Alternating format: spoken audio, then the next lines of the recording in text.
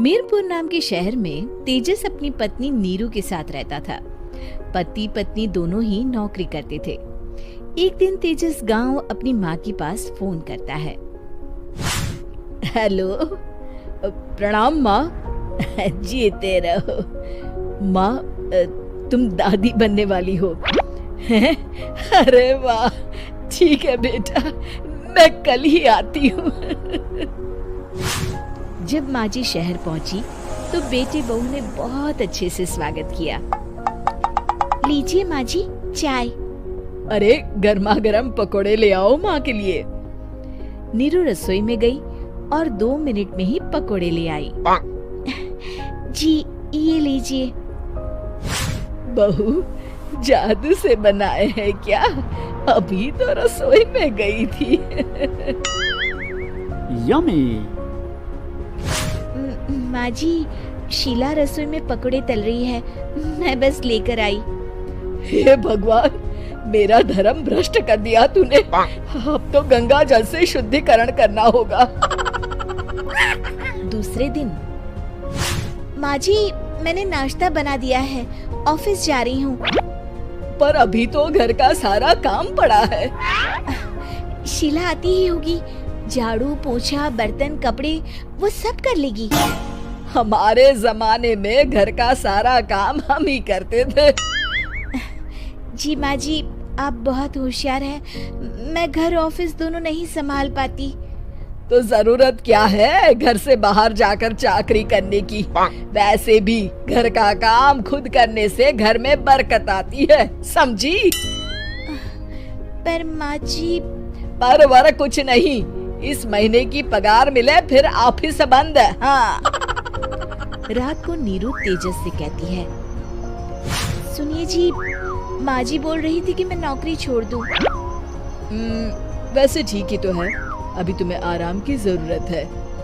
फिर भी आराम कहाँ, शीला को छुड़ाने के लिए बोल रही थी। तो अब 24 घंटे में इतना काम तो कर ही सकती हो। पर जॉब पसंद है मुझे, घर पर मन नहीं लगेगा। अगले दिन जब दोनों ऑफिस के लिए निकल रहे थे, मेरी तो कोई कीमत ही नहीं है इस घर में। माँ जी, आजकल महंगाई बहुत है, रहन सहन भी बदल गया है, दोनों नौकरी करते हैं तभी ठीक रहता है। अच्छा, तू कहना क्या चाहती है? मेरा बेटा तुझे बिठा के खिला नहीं सकता? तू ही इस घर का खर्च चला रही है, हैं? नहीं माँ जी, मेरा वो मतलब नहीं था। मतलब खूब समझती हूँ, ये बाल धूप में सफेद नहीं किए मैंने। हाँ। अब तो ये रोज का काम हो गया था। तेजस भी रोज की झिकझिक से परेशान हो गया था।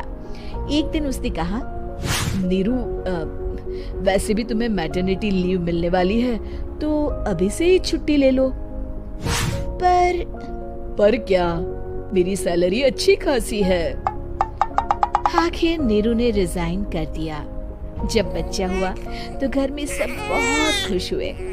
कुछ दिनों बाद तेजस फाइल देख रहा था। क्या हुआ तेजस, कुछ परेशान लग रहे हो? हाँ, वो हमारी जितनी सेविंग्स थी वो तो हॉस्पिटल में और छठी के फंक्शन में खत्म हो गई है नीरू। और अभी वैसे मंदी चल रही है तो मैं बोल रही थी कल मुन्ना को हेपेटाइटिस का टीका लगवाना है। नीरू, क्या पोस्टपोन नहीं कर सकते? नहीं जी, बिल्कुल नहीं। अब तेजस को समझ में आ रहा था कि उससे गलती हुई है।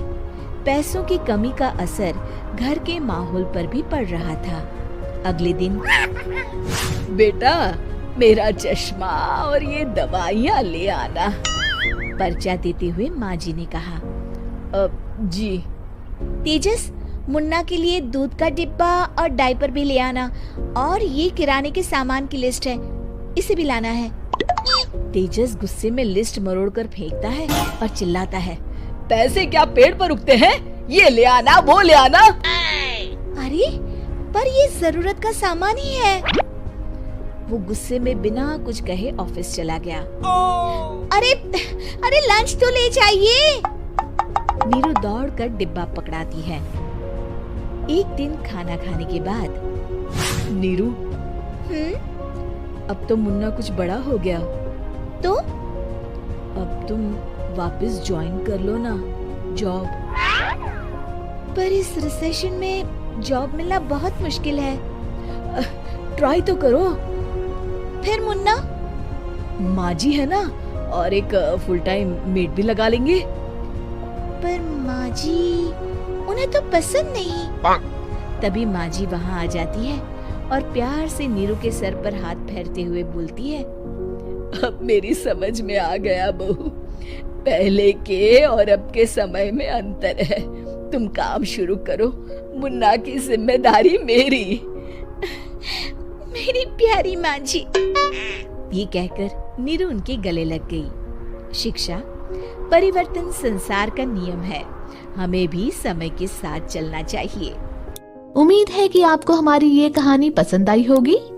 कृपया हमारे चैनल को सब्सक्राइब करें और सभी अपडेट्स के लिए बेल आइकन जरूर क्लिक करें। और हाँ, वीडियो लाइक और शेयर करना मत भूलिएगा।